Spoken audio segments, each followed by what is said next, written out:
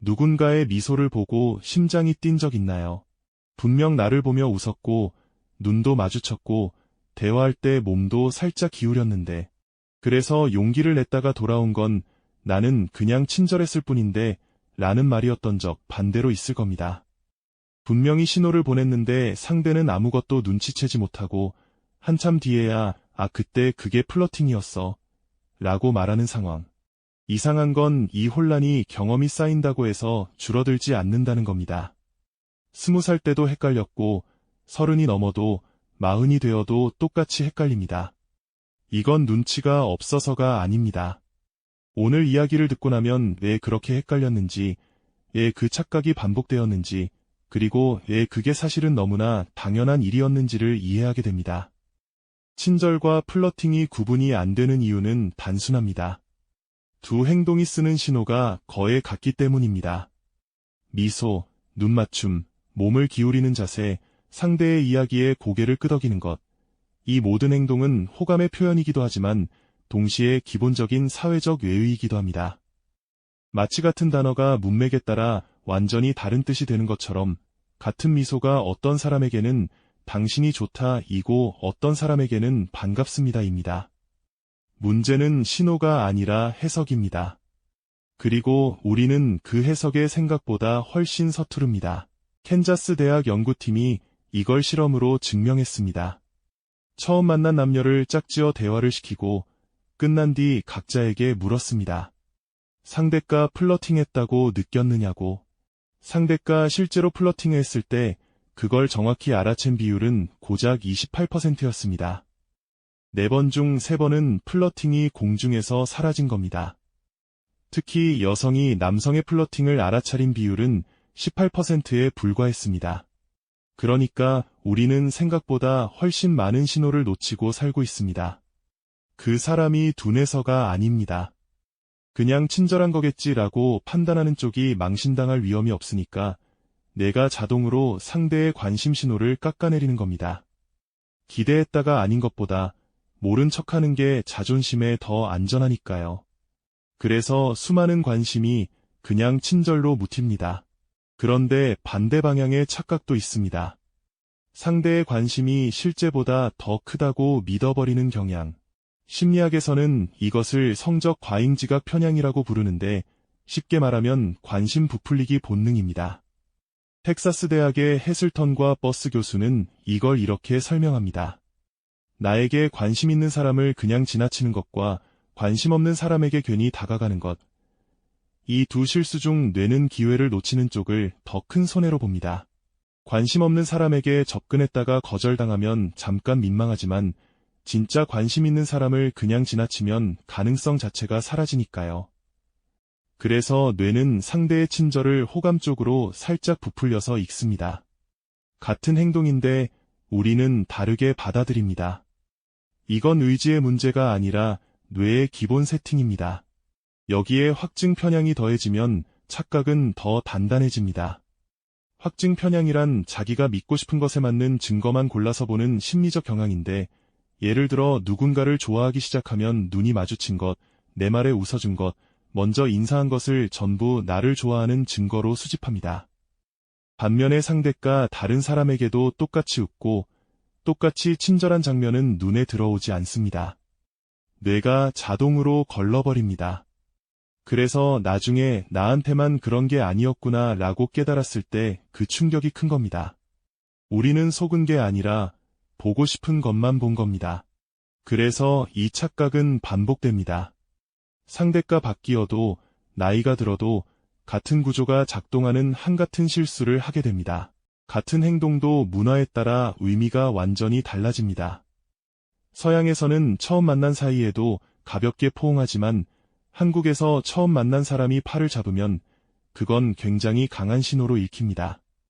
직장 동료가 매일 커피를 사준다면 한국에서는 혹시 라는 생각이 들 수밖에 없지만 어떤 문화권에서는 그냥 일상입니다.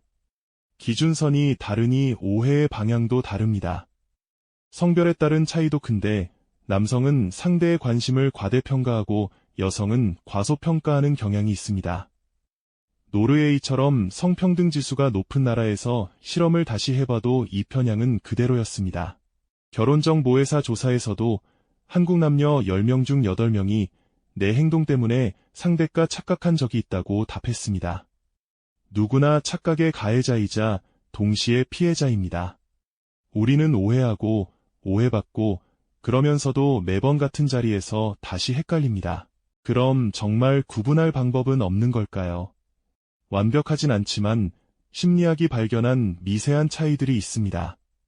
첫 번째는 표정입니다. 캔자스 대학과 UC 데이비스 공동연구에서 남성의 77%가 플러팅으로 인식한 표정이 있었습니다.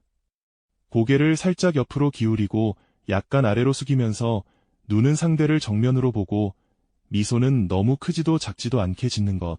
너무 환한 미소는 오히려 친절한 사람으로 분류되었습니다. 플러팅의 미소에는 뭔가 절제된 느낌이 있었습니다. 친절은 활짝 웃지만 호감은 살짝 웃습니다. 두 번째는 목소리입니다. 영국 서섹스 대학 연구팀이 실제 스피드 데이팅 현장에서 참가자들의 목소리를 전부 녹음했는데 여성은 마음에 드는 남성 앞에서 목소리 톤이 높아지고 변화폭이 커졌습니다. 더 생동감 있는 목소리를 낸 겁니다.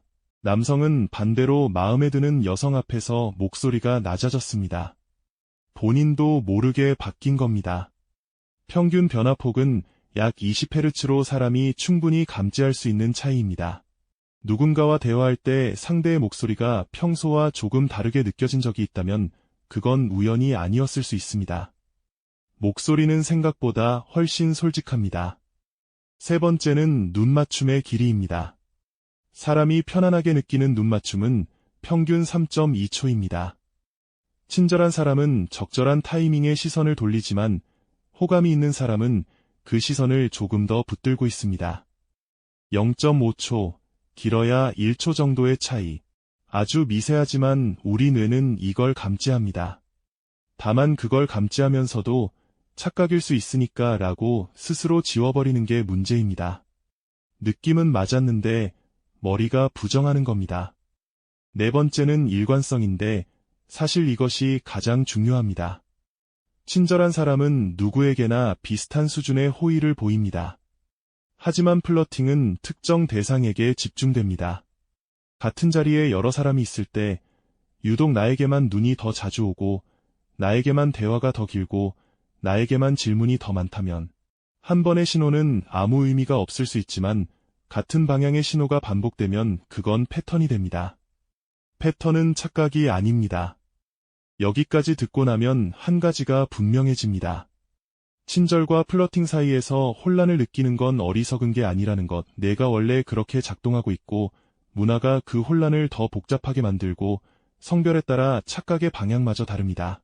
이 모든 게 겹쳐서 만들어지는 현상이니까 그동안의 오해와 착각에 대해 자신을 탓할 필요가 없습니다. 헷갈렸던 건 당신이 부족해서가 아니라 원래 헷갈리게 되어 있는 거였습니다. 다만 이제는 조금 달라질 수 있습니다. 상대의 미소를 보고 무작정 기대하는 대신 한 발 물러서서 패턴을 봅니다. 내가 보고 싶은 것만 보고 있는 건 아닌지 점검합니다. 상대의 친절을 있는 그대로 받아들이되 그 안에 다른 의미가 있을 가능성도 열어둡니다. 섣부른 확신도 섣부른 포기도 아닌 조금 더 여유 있는 시선. 사람과 사람 사이의 미묘한 신호를 읽는 일은 아마 평생 완벽해지지 않을 겁니다. 그리고 어쩌면 그래서 어떤 미소는 끝내 의미를 알지 못한 채 지나갑니다. 그게 조금 아쉽기도 하지만 그래서 사람 사이의 일이 이토록 오래 마음에 남는 건지도 모릅니다. 그리고 우리는 그 이유를 나중에서야 이해합니다.